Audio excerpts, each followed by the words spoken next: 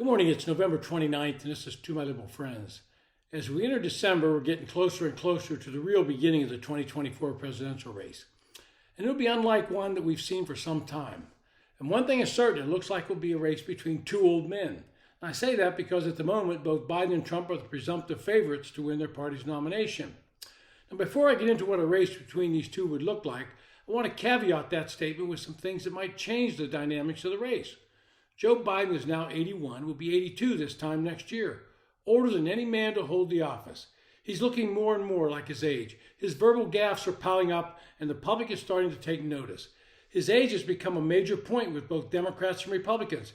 His polling numbers are stuck around 40% approval, and more importantly, they're not doing any better in the six key swing states that will decide this election. Some Democratic pundits have suggested that Biden might meet with his family over the holidays and make a decision not to run. That decision might be based on the numbers, but the reasons given will be different. They could be his age, his health. He would announce he only intended to be a transition president, but the reality is, knowing Joe Biden and his ego, it will be because he does not want to lose. On the other side of the race, Donald Trump, a man whose ego knows no bounds, is running ahead of all the other challengers. He has felt confident enough to skip the debates being held by the Republican National Committee. His current closest challenger, Nikki Haley, remains far behind. The only thing that could knock Trump out of the race is either a health catastrophe, something you cannot rule out for any person approaching their late 70s, or some legal entanglement that results in a conviction. It would certainly not be the sham trial going on in New York, which smacks entirely of a political vendetta being carried out by the state attorney general. At age 81, Biden will be the oldest president ever elected. But if Trump wins at 78, he would also be the oldest.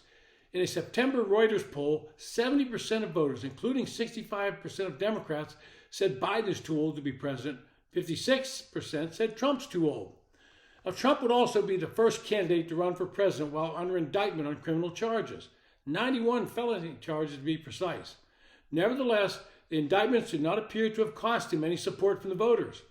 However, if Trump is convicted of federal criminal charges, around 6% of voters in the battleground states, polled by the New York Times, say they would switch their votes to Biden, and that would be enough to decide the outcome for Biden.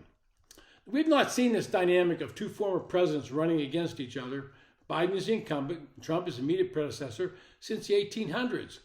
In the 1884 presidential election, Democrat Grover Cleveland won a narrow victory by half a percentage point to become the first Democrat to win the presidency after the Civil War. In the late 19th century, presidential elections were usually extremely close, just as they are now. 4 years later, in 1888, Cleveland lost re-election to Republican Benjamin Harrison. Harrison won the Electoral College, but Cleveland got the popular vote. Sound familiar? In 1892, the presidential race was between the two candidates, incumbent President Harrison versus immediate predecessor, former President Cleveland. Cleveland won the rematch 46% to 43%. A third-party populist candidate got 8.5% of the vote and carried 5 states. Thus, Cleveland became the 22nd and 24th president of the United States, just as Donald Trump is hoping to become the 45th and 47th. And that third-party candidate possibility looms large once again in this election. I'm not sure whether a third party could actually carry a state, but if they did, it would throw the election into the House, more than likely. One factor in the pending campaign seems generally unprecedented: the impact of social media. A Pew Research Center report found that 18% of adults in the U.S. get their news primarily from social media, second only to online news websites managed by newspapers, broadcasters, and internet news providers. Almost half, 48% of voters under 30, say they get most of their political news from social media. To me, that's a shocking number. When you start believing what you read on the social media, you're basically admitting you're both lazy and uninformed. This podcast that I do is a form of social media, but it takes a lot of research to put it together each day. And I don't expect people to change their vote listening to me, but I do hope it stimulates them to look a little deeper at the issues and the candidates. Social media sites like Facebook, YouTube, Instagram, TikTok are not professionally edited or fact-checked. They're filled with opinions and hearsay.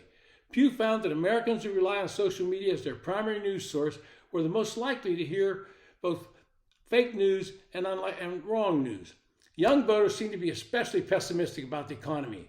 In that same New York Times Siena poll, 59% of voters under 30 rated the nation's economy as poor.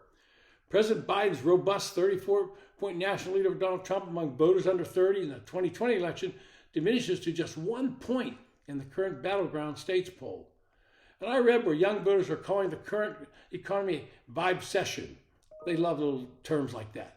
People are relying on their gut to determine the state of the economy because of the haunting feeling that any crumb of data used to explain the world may be irrelevant or canceled out by something else. Personal stories of economic despair flood social media, including TikTok, a major source of political news for young people today. The unaffordability of housing is a particular complaint. This is similar to what I was saying yesterday. Young voters, like all voters, can see the impact of inflation on their lives. And while the rate of inflation is coming down, prices are still going up. When we finally get to Election Day next November, and it remains a Biden versus Trump race, it will be one for the ages, no pun intended. But if one or both drop out of the race for some reason, then all bets are off and all the polling data out there will be scrambled. It's been To My Liberal Friends. Thanks for listening.